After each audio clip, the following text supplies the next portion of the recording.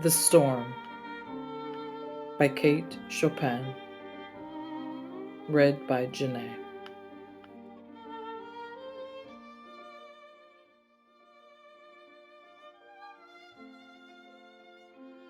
Part 1. The leaves were so still that even Bibi thought it was going to rain. Bobignon, who was accustomed to converse on terms of perfect equality with his little son, called the child's attention to certain somber clouds that were rolling with sinister intention from the west, accompanied by a sullen, threatening roar. They were at Friedheimer's store and decided to remain there till the storm had passed. They sat within the door on two empty kegs. Bibi was 4 years old and looked very wise. Mum will be afraid, yes? He suggested with blinking eyes. She'll shut the house.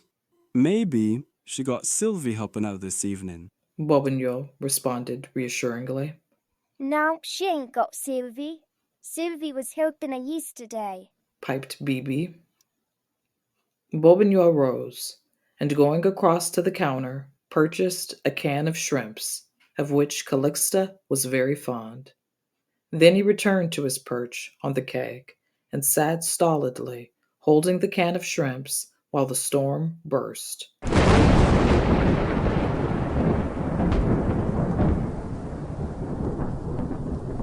It shook the wooden store and seemed to be ripping great furrows in the distant field.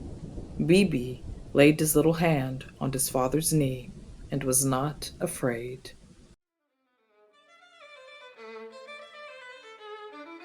Part 2.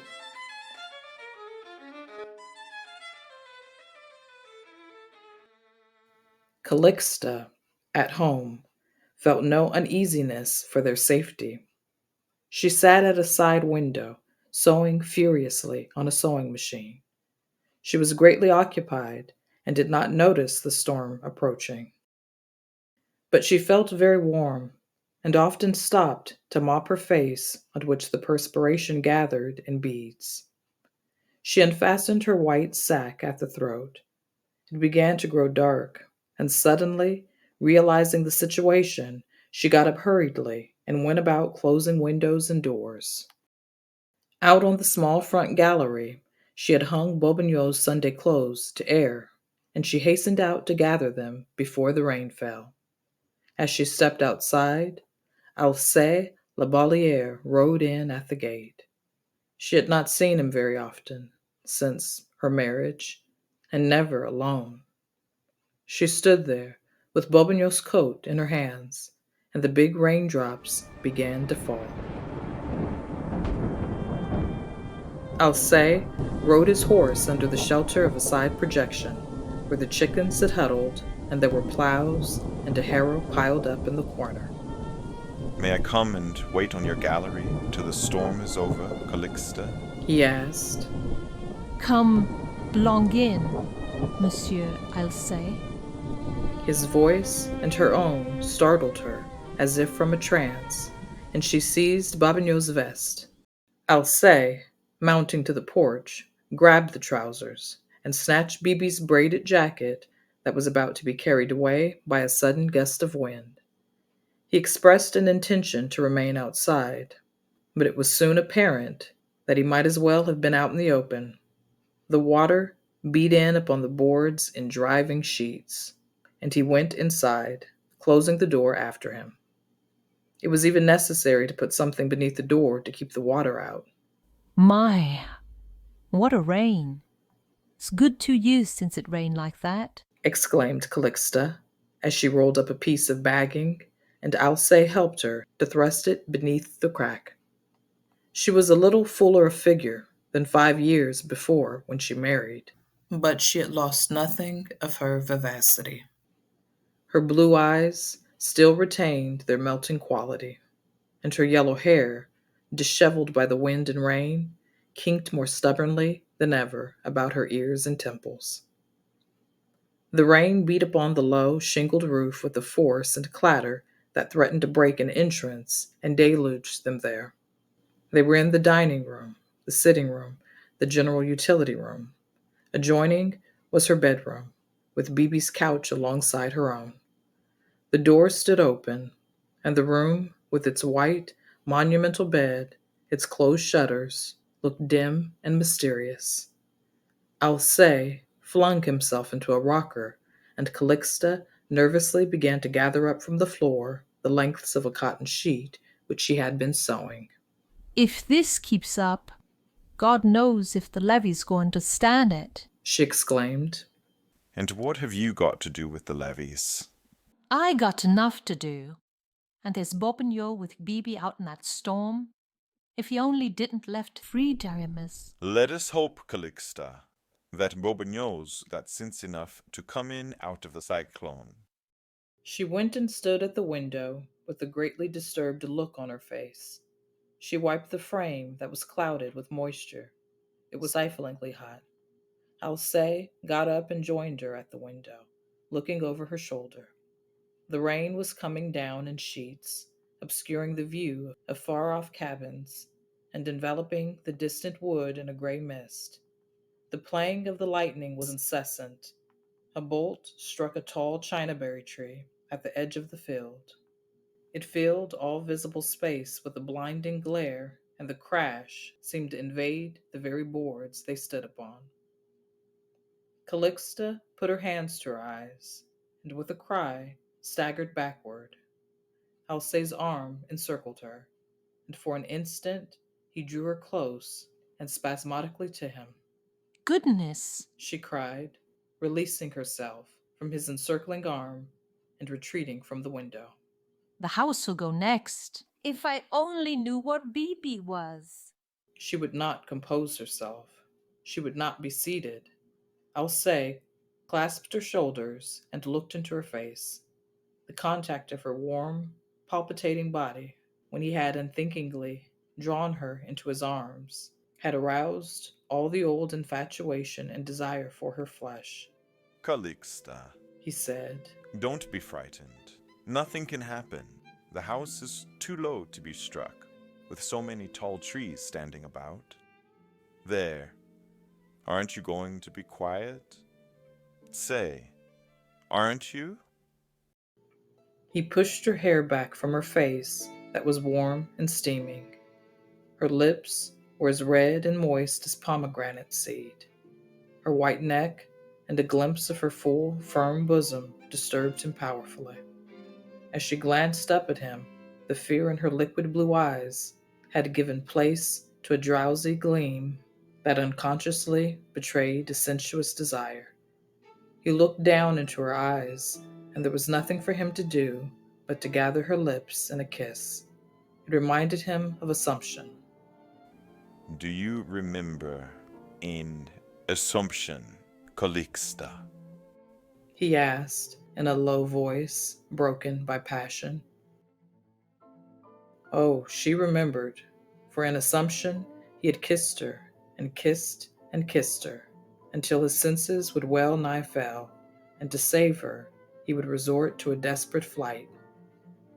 If she was not an immaculate dove in those days, she was still inviolate, a passionate creature whose very defenselessness had made her defense, against which his honor forbade him to prevail. Now, well, now her lips, seemed in a manner free to be tasted, as well as her round, white throat and her whiter breasts. They did not heed the crashing torrents, and the roar of the elements made her laugh as she lay in his arms. She was a revelation in that dim, mysterious chamber, as white as the couch she lay upon. Her firm, elastic flesh, that was knowing for the first time its birthright, was like a creamy lily that the sun invites to contribute its breath and perfume to the undying life of the world. The generous abundance of her passion, without guile or trickery, was like a white flame which penetrated and found response in depths of his own sensuous nature that had never yet been reached. When he touched her breasts, they gave themselves up in quivering ecstasy, inviting his lips. Her mouth was a fountain of delight. and when he possessed her, they seemed to swoon together at the very borderland of life's mystery. He stayed cushioned upon her, breathless, dazed, enervated, with his heart beating like a hammer upon her. With one hand, she clasped his head, her lips lightly touching his forehead. The other hand stroked with a soothing rhythm his muscular shoulders. The growl of the thunder was distant and passing away. The rain beat softly upon the shingles, inviting them to drowsiness and sleep, but they dared not yield. The rain was over, and the sun was turning the glistening green world into a palace of gems. Calixta, on the gallery, watched Alcée ride away. He turned and smiled at her with a beaming face, and she lifted her pretty chin in the air and laughed aloud.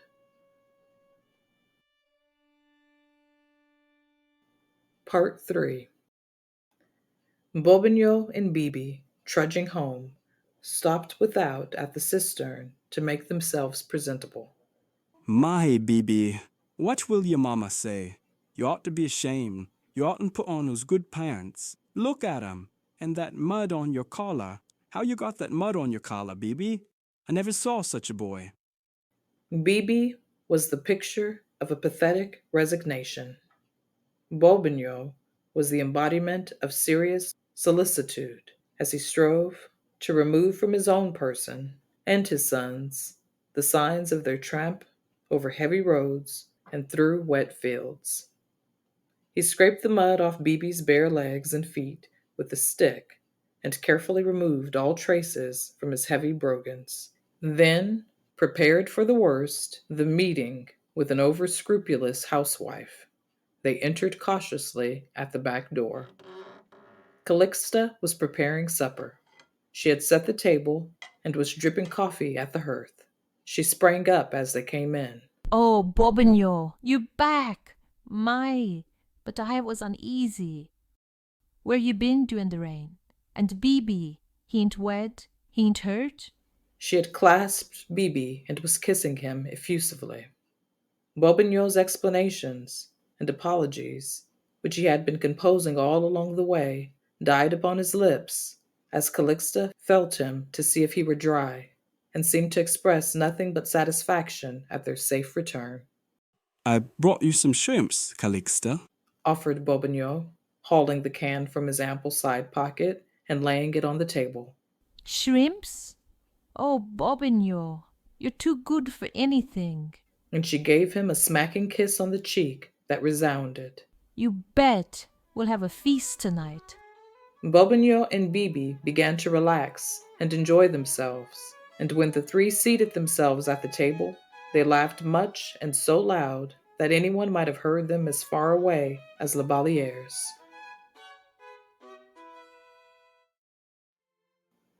Part 4. Alcée La Ballière wrote to his wife, Clarisse, that night. It was a loving letter, full of tender solicitude.